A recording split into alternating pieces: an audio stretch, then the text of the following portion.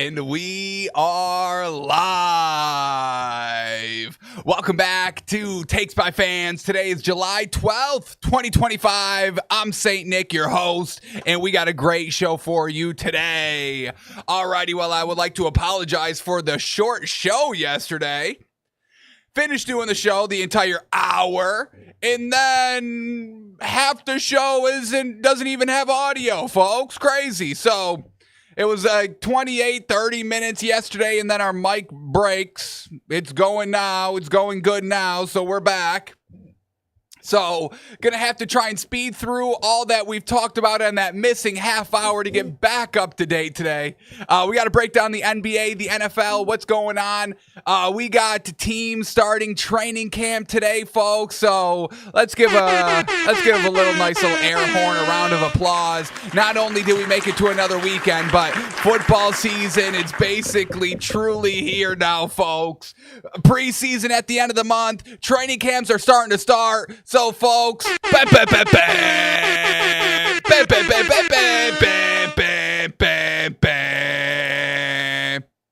football is here. Football is here. That was supposed to be one of the Sunday or Monday night theme songs. May have butchered it a little bit, but that's all right. That's all right. All righty. So let's just jump right into the show here, and let's start with this. UFC is on tonight, baby, and the best UFC, the free UFC. UFC Fight Night tonight, so doesn't cost anything. It's on ESPN starting at, I believe, 6 p.m. Eastern are the prelims. In the main card, the main event, Derek Lewis and Talison Teixeira, folks, in the heavyweight division, heavyweight bout. And I'm kind of big time juice for this one. Obviously, we all know Derek Lewis, an absolute GOAT in the division. But Teixeira's a new beast here, folks. And not a lot of great value if we want to bet it. Look, I like Derek Lewis, but I mean, I'm going Teixeira here all day. We get Teixeira on the money line at minus 325. Can't really do anything with that. So we really have to just bet Teixeira knockout. I think he's like 8-0. Obviously, you know, when we're talking heavyweight, we're talking knockouts for the most part. So, Teixeira to win by knockout. All right, better at minus 185. We like that. Okay. All right, we're getting there. But heavyweight, probably early first or second round. So, to get the best value out of this, we probably got to go Teixeira to win by knockout in rounds 1 or 2. And man, oh man, we're still not getting the value we want. Teixeira to win by knockout in round 1. It's at minus 110. All right, we slowly got there. We went from minus 320 to minus 110, so that's still good value. We'll take it.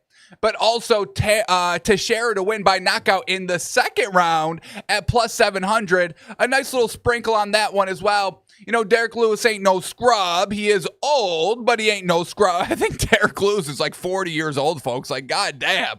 A 40-year-old in the heavyweight division. You got to give him credit for still hanging tough in there. But Teixeira to win, knockout first round, second round, I think it's going to be a little early.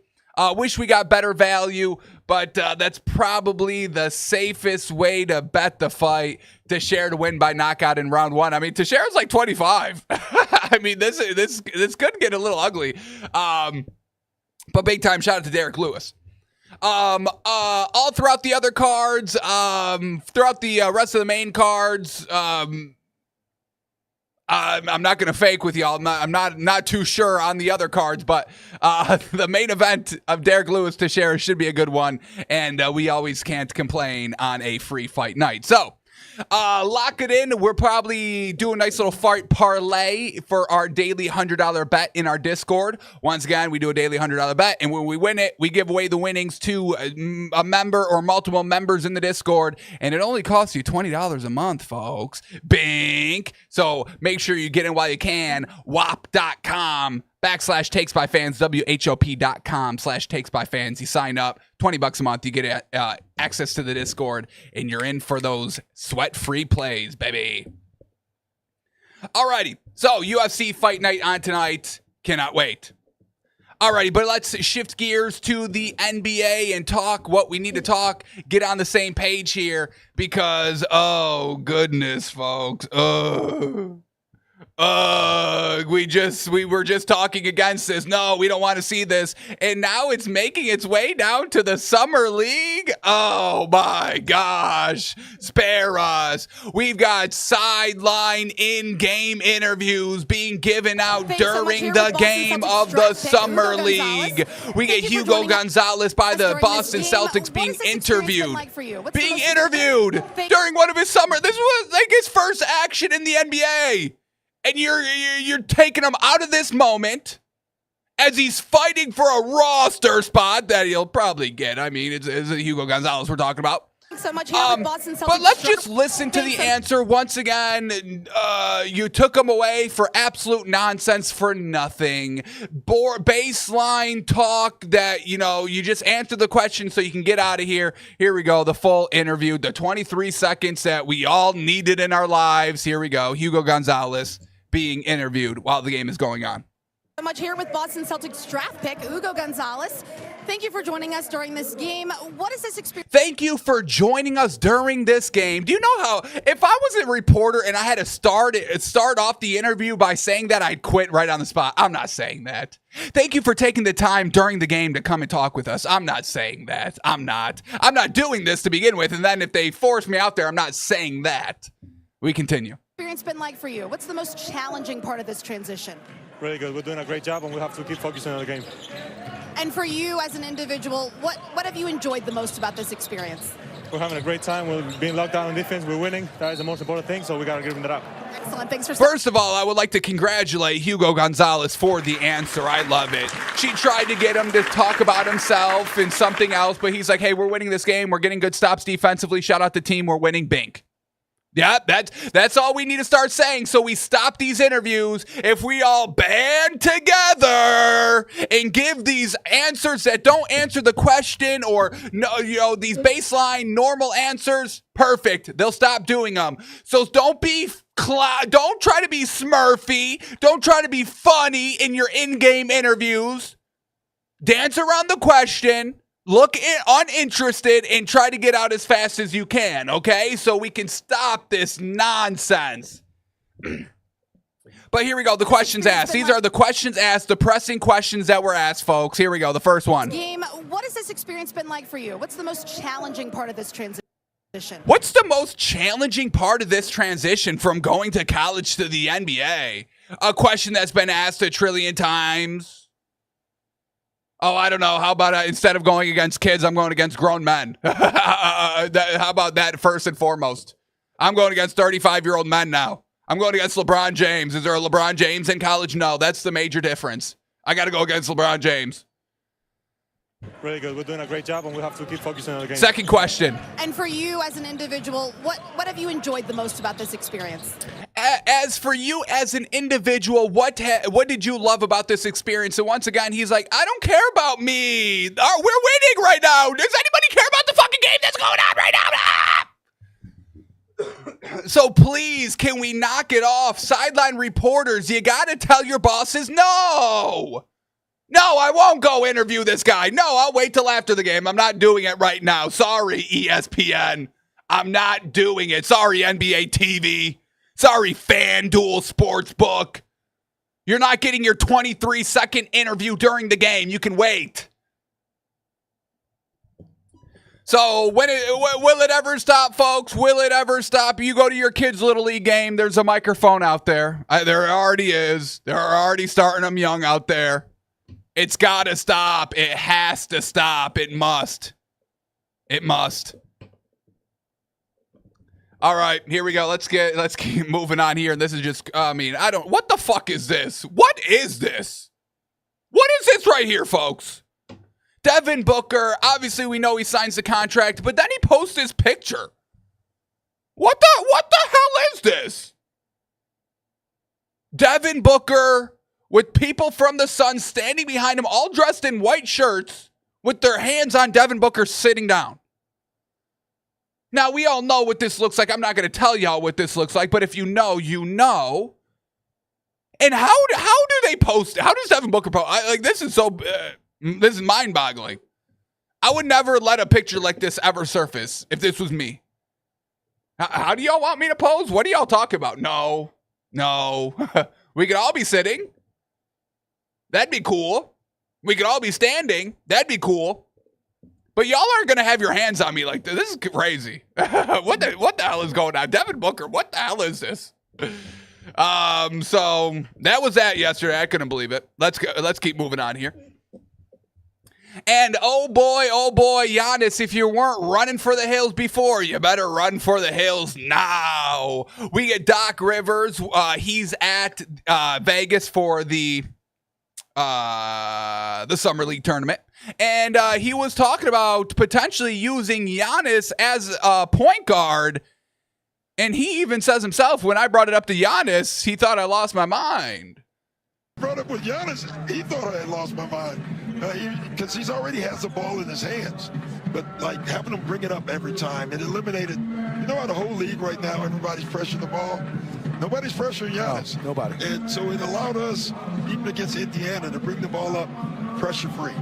So Doc Rivers wants to use Giannis as a point guard in Milwaukee, and okay, all right. Yes, nobody's pressuring him with the ball, but he doesn't have the best handles of the ball. You know, he's all right. You know, he's getting better. This is nothing to knock Giannis. I just want to put that out there. But using Giannis as a point guard, Giannis like, I think you lost your mind. I don't know about that. Giannis potentially leaving, folks. Let's check Polymarket. What are the current odds? Let's refresh. We're trying to tell y'all we believe he's leaving. The body language when he was talking to Speed for the last few days, it's been around 80, 88, 87%. Today we're at 87% not traded. But once again, Doc Rivers, I don't want him as my coach. I get that you're loyal to Milwaukee. They drafted you. They believed in you. But Doc Rivers didn't believe in me. He was never part of this. So I'm not loyal to Doc Rivers, the dynasty killer, the dynasty staller. What has he got? One ring, and he's worked with super team after super team after super team. So, Giannis, I'm trying to tell y'all, you have to run away from Doc Rivers. You got to tell Doc no. It's like when Cat Williams went on Shannon Sharp's show. It was like, you got to tell Diddy no. You got to tell him no sometimes. You got to run from Doc. You got to... No, Doc, no. All right, let's move on. Next up, Kyrie Irving. Once again, we all gush over Kyrie Irving, but Luka Doncic is an old 26. I mean, this is just too classic. Kyrie Irving is checked out of basketball. Hey, news flash, news alert. Kyrie Irving doesn't care about basketball anymore. You can say whatever you want. Actions speak louder than words. That's what everybody always says. Blah, blah, blah, blah, blah. But Kyrie Irving didn't care about basketball when they were making that finals run a few years ago. Doesn't care about it now that he's injured. He's not going to be back next year, but he gets paid, and we're all gushing over Kyrie still. And once again, no disrespect to Kyrie. Great basketball player. I mean, god dang, that finals game against the Warriors, the shot over Curry, one of the greatest shots in NBA history. I'm praising the man. Settle down, folks. But he doesn't care about basketball anymore. What have we been seeing? Everybody wants to be a streamer nowadays. And even I want to be a streamer. I stream, folks. I get it. Even Giannis was asking Speed. He was like, hey, I saw that you signed a $600 million deal with Twitch. Is that real? Was that real? And Speed didn't agree, didn't confirm or deny if that was real. But if it's real, goddamn, well done. But we've seen it. We've been hearing basketball players, athletes, they're saying there's more money in streaming than sports. And that's just crazy, but that's the new wave, folks. That's 2025. Hey-o. 2025, folks. You know, the world keeps moving. We keep advancing. Things change. You know, things change, folks. So everybody wants to stream, and Kyrie Irving did a 24-hour stream yesterday. 24 hours in real life stream. This is what he wants to do. And Luka Doncic called him out. Luka Doncic calls him during the stream and says, streamer. Kyrie responds by saying, don't stay up watching my stream too late. Luka Doncic says it's 4 a.m. here. So, that's that. We can all gush about Kyrie Irving and slight Luka Doncic, folks. Colin Cowherd called Luka Doncic an old 26.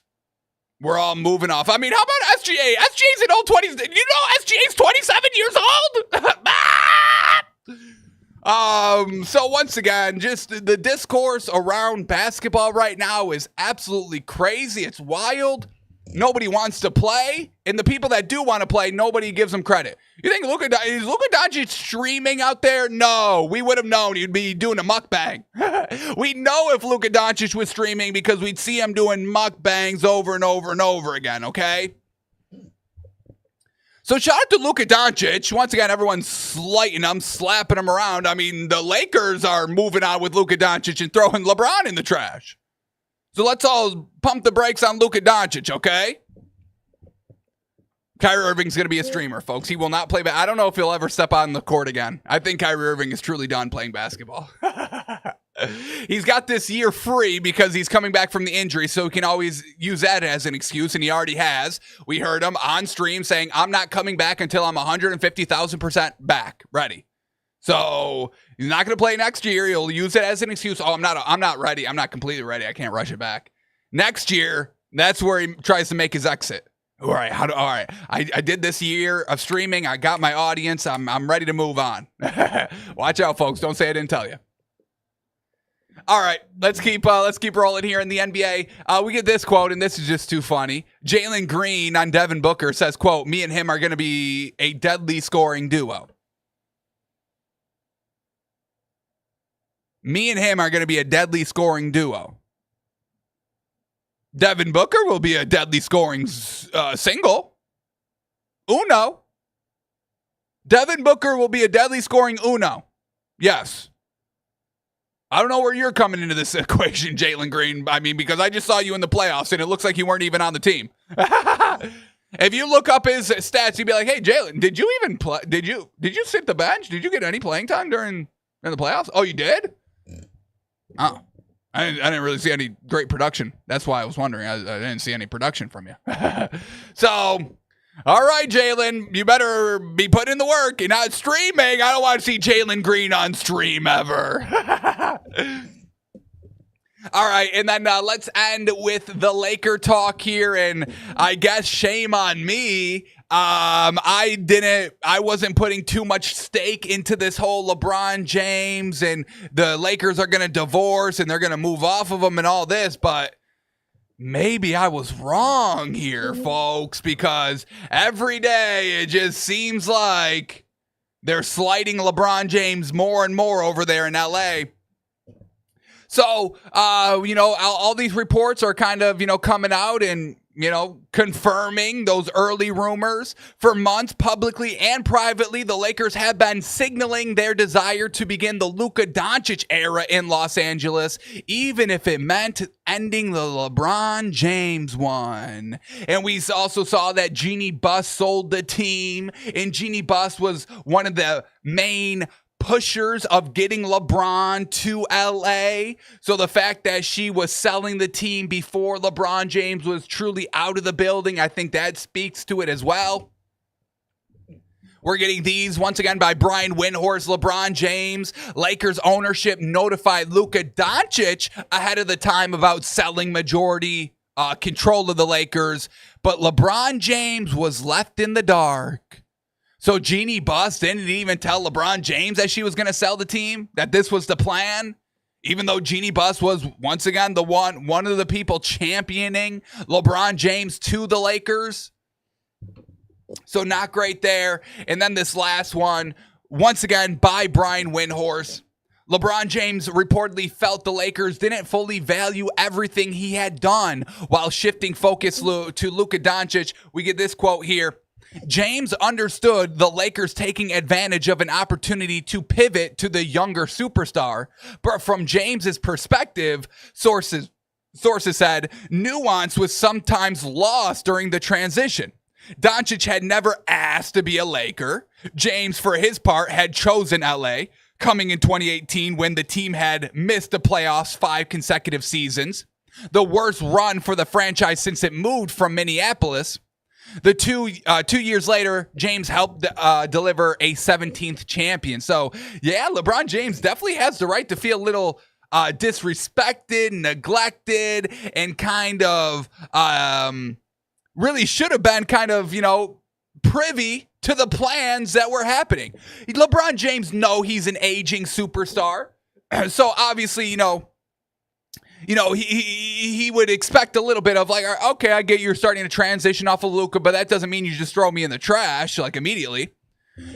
Once again, Lakers weren't great when LeBron got there. LeBron James brought them kind of back to relevant and also won them a championship. And I know everyone disrespects his LA Lakers championship because it was the bubble, it was the Mickey Mouse ring, it was blah, blah, blah, the COVID year, all that. I don't necessarily agree with all that. I respect the ring. I think it's a good, I think it's an actual ring. I'm not taking anything away from that. And then also another good point here is that Luka Doncic was crying when he got traded to the Lakers. He did not want to be a Laker. He wanted to be a Maverick for life. They got him completely off guard. They had to convince him to stay here after the season. They had to convince him, you want to be here because we didn't do that trade just for a 1-year rental that didn't do anything. So I understand LeBron James' frustration. Once again, business, folks, business. It doesn't matter. Even if you're LeBron James, you get thrown in the trash. So please, folks, stop with the business is business. It's not meant to help you, okay? All right? We got to fight against the business. And that's what LeBron James might be doing right now, fighting back against business. And we'll see how it all works out, how it all shakes out. We'll see if LeBron James gets traded. Let's see. Is there a poly market on that? LeBron James trade? Will LeBron James be traded this offseason? Currently, it is at 11%. It started at 50% when it opened on July 2nd. So that's when that poly market got created earlier at the start of the month. It started and opened at 50% and has been dramatically dropping ever since that point, settling at 11% right now that he will be traded this offseason. So we'll see if it happens. Obviously, we'll keep updates on it, keep tabs on it. I don't think he's going to be traded. Once again, he opted in, and I believe he also has a no trade clause, so he has final say over everything. And I just don't know if there's another team that he could go to and win. I mean, LeBron James is in win now. I mean, he's got a year, 2 years. I would like to see more. I don't want to put a timetable on LeBron, but I would say 1 or 2 years. That's kind of what has said as well. And I don't know if there's a lot of championship moves right now. Obviously, if you go to the East, you got an easy pathway, this season. And obviously, the Cavs are really the only team that is kind of making themselves open for LeBron.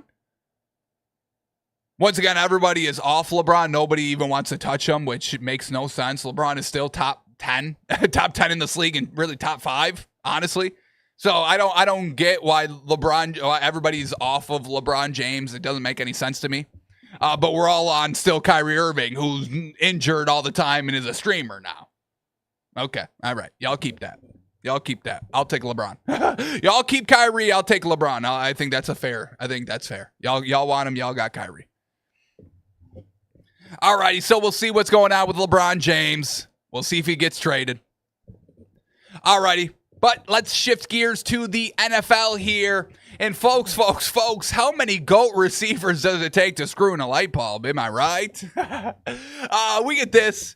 Chad Johnson, Jamar Chase, Jerry Jeudy, and other wide receivers kind of, working out together. Once again, this was kind of the last week of freedom in the NFL before training camp and the season truly starts, where you got no more time to yourself, no more time for fun. It's time to lock in and win a ring. So these receivers coming together, training, working out together, exchanging knowledge, talking to each other.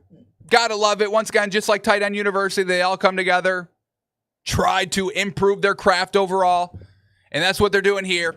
So they're all discussing, folks. They're all discussing how can we beat Patrick Surtain the second PS2. So Chad Johnson, Jamar Chase, Jerry Jeudy, all lining up. Chad Johnson's telling them, hey, this is how you beat PS2. You just gotta fight around that jab. And Jamar Chase is like, listen, Ocho, you're unk now. You don't get it. You don't get it nowadays, all right? He's good. You don't go against him. You don't know. He's got that length, that strong arm. He comes at you immediately. And Chad Johnson's like, okay, if he does that, then you just go do this. And they're like, no, you're not understanding. So it's a great clip, honestly, if you can find it.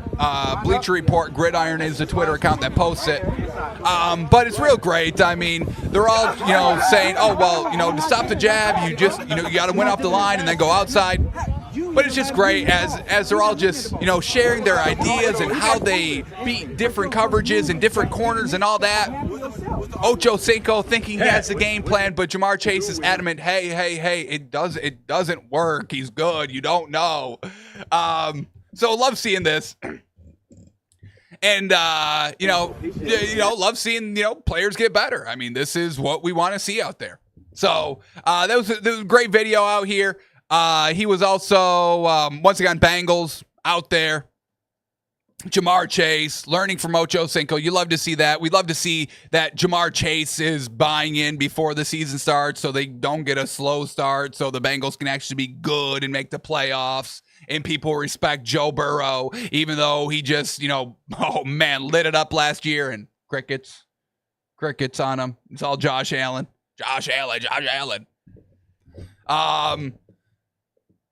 So shout out to the Bengals and shout out to Jamar Chase. And we'll see, folks, PS2, he's an absolute problem. I mean, we all know he's top corner in the league. We hear a lot of people, say he is the best corner. And this speaks to it a little bit. So once again, we really cannot rule out, I know, the Denver Broncos. And this Broncos team, they're going to drive me crazy this year. Great team, obviously, overall. Great defense. And Bo Nix, folks, Bo Nix, very good, very solid quarterback. Just that Buffalo playoff game really left a bad taste in my mouth. Gets blown out, had trouble really moving the ball throughout the entire game against Buffalo. So I feel like the Denver Broncos offense is going to take a step back, but at the same time, I don't think it will. So Broncos to win the division, Broncos on the win totals. This is obviously going to be a competitive Broncos team. Once again, even Vegas thinks this team is going to be very competitive. They're second favorites to win the division, plus 300, while the Chargers are plus 310, third favorites to win the division. But this Broncos defense, just by itself, man, oh man, y'all know it's disgusting. So watch out for the Broncos this year. Bo Nix, I don't think we get a sophomore slump. It's just, have we seen the ceiling from the man? And they didn't really upgrade a lot of their just offense overall. So the Broncos, folks, they're going to be good. Alrighty, let's keep moving on here. And this is where we went mute yesterday. So this is all the stories that were muted yesterday. Let's quickly go through them here. And the first one up is the 4th of July. The 4th of July here, folks. There's always an incident, seems. And there was one again this year. Now, thankfully, Najee Harris seems to be good. Najee Harris sustained a superficial eye injury during the incident about 4th of July event where a fireworks mishap happened. But Najee Harris seems to be good. Superficial eye injury, but is fully expected to be ready for this upcoming season. Unfortunately, there was other people involved in the fireworks mishap and resulted into more serious injuries. There was one person in critical condition and reportedly lost fingers. So, rest up to those people. Obviously, you'd never like to see it, but at the same time, we got to be careful out here, folks, all right? Got to be careful with those fireworks. We see it every year. We see it doesn't matter. Athletes, superstars, celebrities, normal people. It could happen to anybody. So that's all. Once again, just keep in mind, let's be safe when we're handling fireworks. They're dangerous. The bigger ones are even more dangerous. Read the label. Read the label, folks. All right? Be safe out there. Luckily, Najee Harris seems to be fine. Alrighty, next up is man, oh man, we're hesitant here on Washington, folks, and we're hesitant because of the disrespect of Scary Terry. He posts on Instagram 2 days ago, I wake up and go get that cake. I ain't the type to relax. Scary Terry wants more money from Washington, and, rightfully so, deservedly so. I know everybody hates that word, deserve. Oh, you deserve. You deserve nothing. But yes, deservedly so. A nice veteran piece that kept this team stable. A young team, new head coach, new offensive coordinator, new rookie quarterback. And you make it to the NFC Championship game. Now, obviously, shout out to Jaden Daniels and shout out to Dan Quinn and shout out to Cliff Kingsbury. Shout out.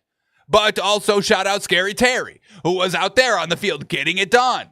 Being a nice, dependable wide receiver target, deep threat target, always reliable for Jaden Daniels. Now, shout out Jaden Daniels for throwing him the ball, but shout out once again Scary Terry for just being that rock. Washington dragging their feet on paying him. Doesn't seem like they are going to pay him. And Scary Terry's getting a little fed up, and we know that training camps are starting here today, soon, starting next week. So we'll see if Scary Terry goes there, but if Scary Terry doesn't play and truly drags his feet, is this a good offense without him? I mean, we got a potential fat Debo, which isn't great. Obviously, shout out to Jaden Daniels. He'll be great. Everyone's ranking him already top 5 quarterback in the league, and he was great. I mean, he was great last year. Sheesh. To put him top 5 now, maybe a little bit of a stretch, but also maybe not. I'm not here to really knock that. It's very debatable and good debates all around. But number 5, I mean, we don't even got 2 in the top 5. You know what I mean? But the running backs we like, Brian Robinson Jr., Austin Eckler, very solid. But, Scary Terry digs in. You got Fat Debo. You got Noah Brown. You got Luke McCaffrey, who I am a fan of. I think Luke McCaffrey could really kind of pop out this year. And Michael Gallup. In a division where you've got, CeeDee Lamb and George Pickens. I'm not the biggest fan of those two, but y'all gush over them. You got the entire Eagle squad who, goddamn. And then you even got the Giants with, Jalen Hyatt and Malik Neighbors and Wan'Dale Robinson. And then you've got Tyrone Tracy and you got Devin. I mean, that's a good offense there, too, with the Giants. So is this offense that great if Scary Terry isn't a part of it? I don't know, folks. So very hesitant to bet Washington. I would tell everybody to not bet it right now. They're it's like plus 205 to win the division. I'm not betting that if Scary Terry's not playing. And once again, folks, did nobody learn their lesson from last year? The Bengals? I mean, god dang, if they just got it together. They got it together in the offseason, paid everybody, had everybody happy going into training camp in the start of the season. They would have won at least one of those first 4 games and got into the playoffs, and then it's a whole different story. We need everybody to be happy on offense. We need everybody to be happy, really. You got to pay them. We got TJ Watt, which, that's the lifeblood of the team. And you gotta rely on that defense, Pittsburgh, because that's all, You got Arthur Smith, the dink and dunker. We don't push the ball down the field. Offense. I like Aaron Rodgers. I like DK Metcalf, but I don't like Arthur Smith over there. So once again, you're going to have to kind of rely on that defense. Be tough defensively. And if you don't got TJ Watt or you got a disgruntled TJ Watt, not going to be good. So teams just not learning their lesson. What's the holdup? Who else are you paying? What's the holdup on paying Scary Terry? Who else are we paying on this team? I don't know. I don't know who we're paying. You're not paying Austin Eckler. You're not paying Jane Daniels, rookie contract. Debo Samuel, you paid a little bit, I guess. But Zach Ertz, Noah Brown, Luke McCaffrey, Michael Gallup, you're paying Laramie Tunsil. Okay. I just don't get it. I don't get it. So, I hold off on betting Washington win totals, really anything until this Scary Terry thing settles, and then we have to see if he's happy or if he got a low ball deal or anything like that. So I would hold off on betting Washington. Nobody's learning their lesson. You gotta pay your players. You just gotta pay them. It's unfortunate. It's the name of the business. They do work for you. The fans love them. They win you games. You gotta pay them. All right, let's keep going here. And once again, this list, we're out of our minds. We are out of our gourds here, folks. Another list. The top 10 best dual threat quarterbacks in the NFL. The top 10 best dual threat quarterbacks in the NFL right now. Go ahead. I know y'all know who number one is. Go ahead. I'll let y'all say it.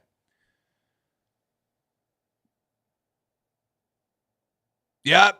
There it is. Yep, it's Josh Allen, of course. Why would it not be? It's not debatable, folks. If you didn't say Josh Allen, you don't know ball, you're a dummy, you're an idiot, and you might as well just not even watch this year. Don't even watch football because you don't know what you're looking at.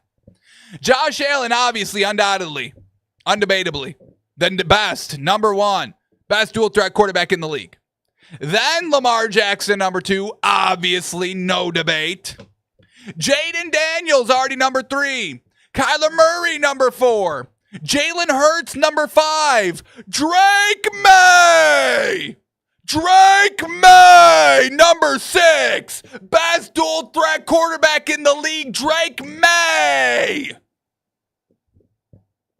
Then is the GOAT, Patrick Mahomes, number 7. Patrick Mahomes is the 7th best dual threat quarterback in the league, folks. Like, what are we talking about here?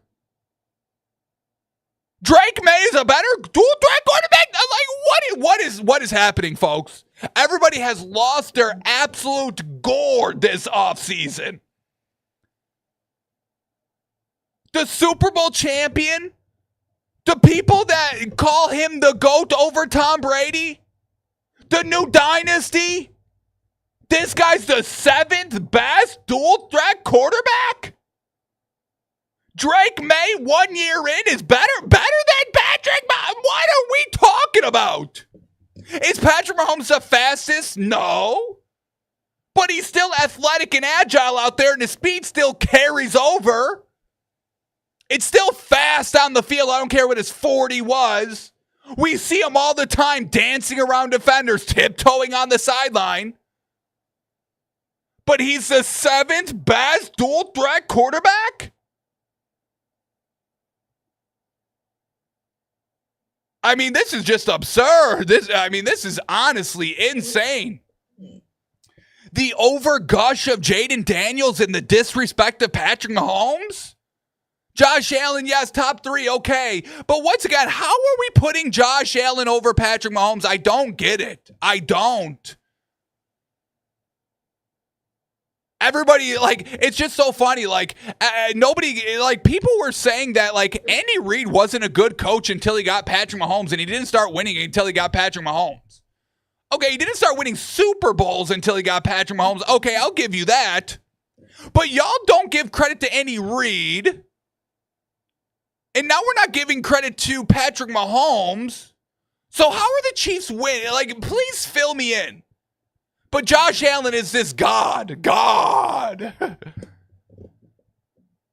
Man, oh man. I mean, Patrick Mahomes, well, he's going to show. I mean, honestly, you know, I was kind of saying that the Chiefs lost their oar and all this, but y'all are giving way too much fuel to Patrick Mahomes where, I mean, we might as well just bet him to win it all again this year. Y'all's motivation that you're giving Patrick Mahomes, I mean, we may see something crazy this year. We may see something we've never seen before because every day y'all wake up and disrespect him, slap him around. I mean, this is just absolutely insane. Patrick Mahomes, the 7th best dual threat quarterback in the league right now. Okay, Kyler Murray's above him. I mean, goddamn. What? Kyler Murray, very quick. His acceleration is great, but his arm is not even near anybody else on this list. Oh, folks, y'all will see this year. Y'all will see, because this is crazy. This is insane. We got to move off, because this is nuts. This is stupid. Alrighty, let's move on, and let's shout this guy out. Watch out for this guy, folks. Elijah Moore, the newest wide receiver for the Buffalo Bills and potentially wide receiver number 1, folks. I know Khalil Shakir, absolutely fantastic. But Elijah Moore is him. Getting better every single year. He was on the Browns. Or he was on the Jets. Then he went to the Browns. Showed some promise on the Browns. And now he's with the Bills. And we get this video of him working out. I think this was with Chad Ochocinco and company that we just saw. But just looking really good out there. And you get a great quarterback. And once again, I'm not here to knock Josh Allen. Just like I don't think he's number 1. But he's definitely, top 3 and all that. I just think y'all go a little overblown with Josh Allen. He hasn't won. He doesn't win anything. He got a sympathy MVP because he ran for a touchdown at home against Patrick Mahomes in the regular season. It was a great run, great touchdown, but regular seasons. I digress. Josh Allen, very good. And now having Elijah Moore, this Bills offense could be very, very good. And since we praised the Bills, let's knock the Bills a little bit. The Bills, they're set to reveal an alternate helmet on 7/22. So once again, the Bills, they have to copy everything everybody else does. Oh, the Saints just unveiled a new helmet. Let us do the same. Yeah. Classic Bills, classic. Alrighty. And then yesterday on the show, kind of our big story that we dove a little deep into was being optimistic on the Miami Dolphins. So once again, I'm sure it was Josh Allen that cut the cord to my mic yesterday mid-show before we got to this. Now, we won't spend the same time as we did it yesterday because once again, I just talked through it all. And it's not going to be good the second time I do it. That's why I do everything live. I digress. But once again, just everybody's just, overblowing. Everybody overblows every situation. Y'all are overblowing Josh Allen. Y'all are overblowing the Miami Dolphins. They're going to be shit. They're going to be trash this year.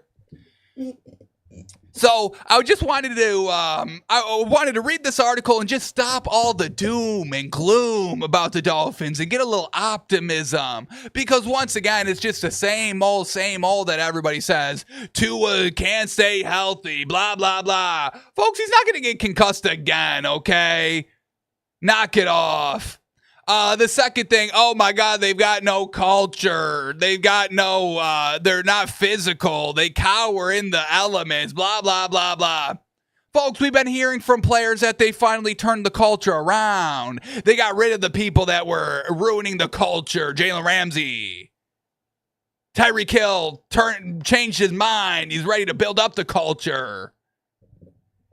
And really, it all just really stems from Tua not being injured. Because when Tua's not injured, our offense is good. We move the ball. We're competitive. And I know everyone's going to say, well, you don't even beat you beat the shit teams. You beat like one top 10 team and all that with the offense with Tua healthy. And okay, I'll give y'all that a little bit. But we're competitive in those games. We're not getting blown out. We're losing close. 1 possession, last second field goals. Okay? So yes, we have to find a way to win those games. But it's not like we're getting blown out. We're competitive. We're knocking on the door of those games. So, Folks, let's just knock it off with the concussions, all right? Y'all had your fun. If Tua gets concussed again this season, then okay. Run with it. Don't stop with it. Maybe I'll even join ya, and this is probably the end of Tua, okay? But we got to knock it off. We got to knock it off.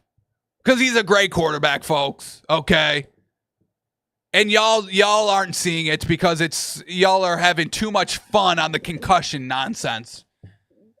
Y'all are being too smurfy with the concussion nonsense. I need y'all to rein it in. It's done. It's overblown. It's overblown. It's not even funny anymore. Y'all outplayed it. Look at y'all outplayed it. Ugh. Y'all are still on that. Y'all are still on that old joke. The concussions. New material. Okay? Folks. Enough. It's not even funny anymore. It's not even cool to say it anymore. We can all move on now. So I'll spare you the article. Shout out to Fins. Shout out to Fins. And don't be the ones crying at the end of the year where I'm counting the money when all of us over here at Takes by Fans are counting the money, throwing the money around, having fun.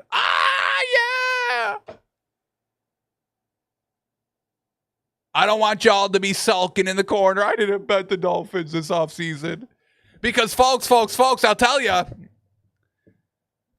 the odds have gotten better. The odds have gotten better to bet the Dolphins, folks. So if you didn't get in before, you still have a second chance. Because the Dolphins, they were plus 650 kind of all off season to win the division. And now they are up to 750. Are you crazy? Dolphins now plus 750 to win the division. They don't like Minkah Fitzpatrick. So there's still time to get it, folks. I think I already hit a last call for value, but this one got better. I don't think it's going to get any better than this. Last call for value at Dolphins plus 750 to win the division, folks. All right. So there's that. And once again, just everybody just shitting on us. Mike Florio on the Dolphins ownership saying, quote, they're stuck with Stephen Ross. The Dolphins feel shiftless. The Dolphins feel like a team that really does have no unifying vision, leadership. It just feels like the bus is going wherever the players want the bus to go. All right.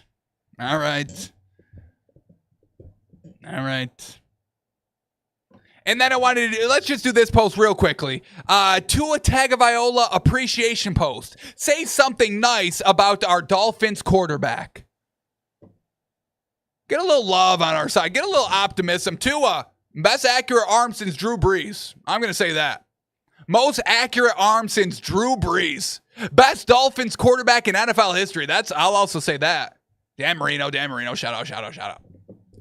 So those are the two things I say about Tua that are nice. What do the chat says? He's the most accurate passer, has a better record against winning teams than Herbert. Bink.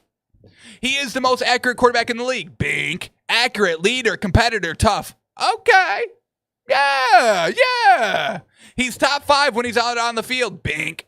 Number 1 at anticipating where to throw a ball so the receiver can catch it and run smoothly. Bink. He's one of the most accurate quarterbacks in the league. Bink. He's also a huge competitor, which is what we see every Sunday when he plays. Bink. Love his character and spirit. Bink. Tua's a good dude and a good quarterback. Bink. He looks good in that uniform. Bink. Looking good. Look at Tua looking good. So, folks, don't get caught up on the social media troll train, okay? Don't let money pass you by. Tua MVP. Dolphins win the division. Dolphins win the Super Bowl. Get your bets in. All righty. And all right, here we go. Next thing up here. And this is so crazy. Aaron Rodgers was at a golfing event, and some people were asking for his autograph. Aaron Rodgers kind of said no. Here we go. You guys blew him out.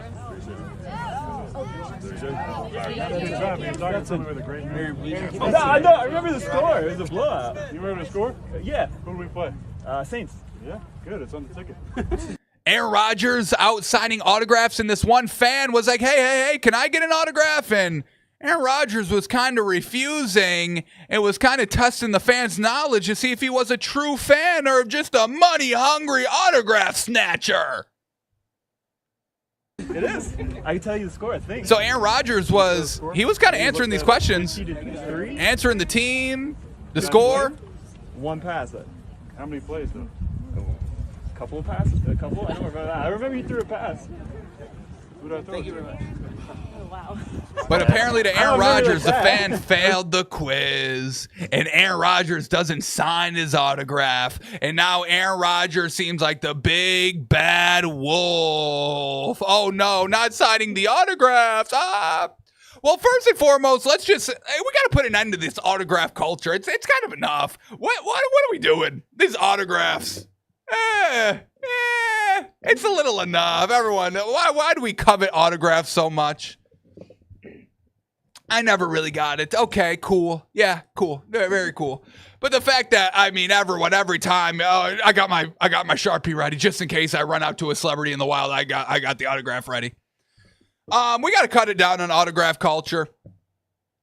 You know, same thing, you know, even with the kids. Oh, well, you know, the kids like it. The kids are trying to, and yeah, sure, cool. All right, good moment for the kid. All right, I'll give you that. But at the end of the day, it's kind of enough. It's a little enough. We make these people out to villains if they don't sign the autographs, if they don't sign the autographs to the kids. It's kind of enough. It's kind of enough.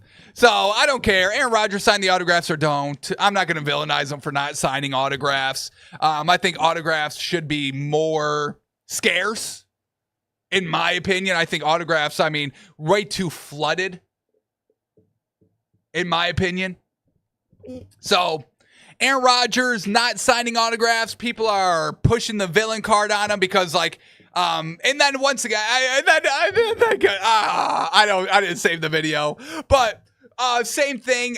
Josh Allen, Patrick Mahomes, you know, same couple of days they were also doing a golfing outing, a golfing event, and people were asking for autographs. And Patrick Mahomes, a kid asked, and he said, "No, not the time, not the time right now. Just because you see me, it's not the time."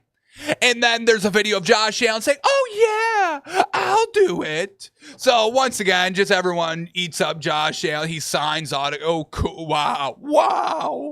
Whoa, what a guy. He signs the autographs. Okay, all right. All right, let me digress here, because I'm sure y'all hate. It's say Nick hates the autograph. All right. Enough with the autographs is what I'll say. Alrighty. Let's end on here. Let's end on these two things quickly. First, I want to shout out Stefon Diggs. Love hearing this. I'm studying. Talking about really on the plane, concept, just like, how basically, he's you hear learning words, and buying in. You need to be a fan, but it's really the route. Can I pause this video? Sheesh. There we go. But love what we're hearing from the Stefon Diggs on what he's learning from the Josh McDaniels offense and how his routing concepts can open up get other people open. So really great to hear. Just when he's thinking about a play, you got, a couple of seconds to, as you're going up to the line to check out the defense, survey the defense, and then see how you can get open, what you can do to get yourself open, but also what you can do to get your teammates open, the people around you open. It's really the route concept. So all these route concepts, knowing what you're doing, also knowing what your teammates are doing and what the defense is looking like. So when I line up, I can not only get myself open if I need to, but if the defense is looking a certain way and I can do something to help the receiver standing next to me get open, whether it's lining kind of inside shade or outside shade, favoring a side more. But just the fact that he's cerebral about this, he's aware of all this, and that he's breaking it all down here. Immediately, know the concept. Really great. So here it is, Stefon Diggs. I'm saying, but it's really the route concepts. Like basically, if you hear a word, you need to be able to know the word immediately, know the concept. You know what I'm saying? So really, I'm just working on my memorization. Like, and I got the formation, but once I need to know the concept. Like, I don't need to know exactly what I got. I need to know what somebody to the right or to the left of me got. So what everybody got around me, how I'm gonna get open or how I'm gonna get somebody else open. You know what I'm saying? In between 2 to 3 seconds when you break the huddle, I'm start looking at the contour of defense. I call the contour the coverage. It's like the same shit as the coverage, but I start figuring it out. But you know that by knowing what you got. You know what I'm saying? I can't be thinking about what I got and trying to figure it out. I can win at any given time, but it needs to just become, you know, second nature. So, really great to hear that by Stefon Diggs, obviously the number 1 receiver for the Patriots. Turning the team around, being the leader. We saw him, you know, hanging out with Drake May and the other receivers. They were all at that kind of that vacation, that week vacation before training camp started. Him and Cardi B broke up, which is kind of a good thing, Stefon. Stefon, that's a good thing. Shout out to Cardi B, but, you know, free man, no distraction for the season. That's good. So watch out for the Patriots, folks. Easy schedule. Vegas loves them. Stefon Diggs being the leader and the great receiver that we know he is. Alrighty, and then the final thing to talk about here, folks, the final thing, the Buffalo Bills new stadium under construction. We're getting updates almost on the daily. We saw the video a few days ago of the guy showing the point of view of Josh Allen's tunnel entrance. Oh, man, it was so great to see what Josh Allen would would see on his way from the tunnel to the stadium. It was really great. It was really great to see. But we get a little something interesting here, folks. The Bills, their old stadium had a big old kind of open bowl, open roof up top. Great stadium. If you have a chance, get to the Bills' old stadium before they tear it all down. Great atmosphere. One of the few stadiums that I've been to in the NFL, and it's the best that I've been to. Man, oh man, great home field advantage. You can't hear anything when it's all rowdy at the lower bowl. So they got a big old roof, open roof concept, but this new stadium, kind of like the Miami Dolphin Stadium. A little bit more of a closed roof, still open, but a little bit more closed off up top. Not as open as their old stadium.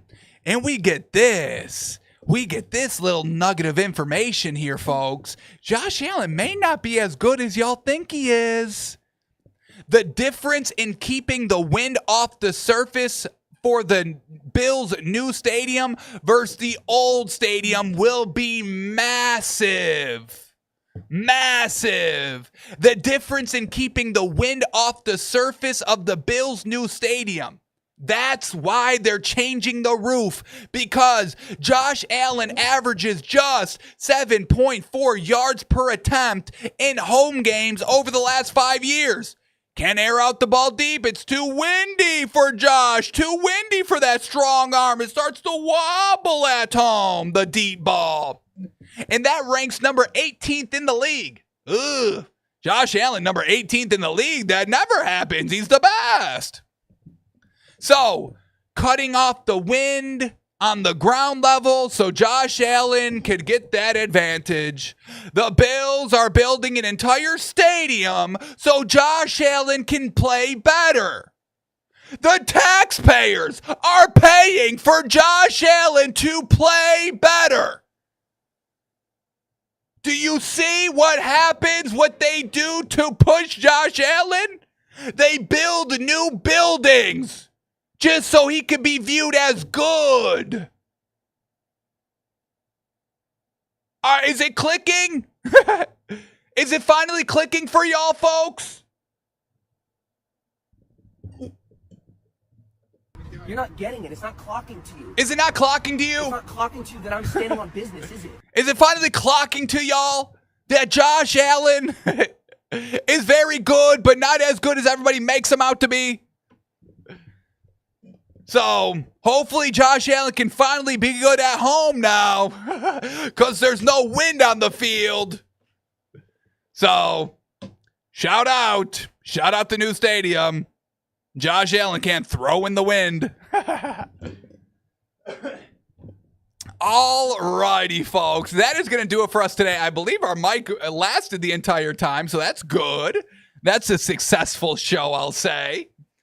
But appreciate everybody tuning in, watching, listening. It's the weekend officially, so hope everybody enjoys their time off if you got time off. Today is free fight night Saturday in the UFC, so if you've got nothing to do, check it out for free. Watch some fights, because at heavyweight, they will be swinging, folks. They will be swinging out there. So, appreciate everybody watching. We're back tomorrow to run it back, see what's breaking, talk it all through. But in the meantime, enjoy the rest of your Saturday, folks. We'll see you Sunday. Appreciate y'all.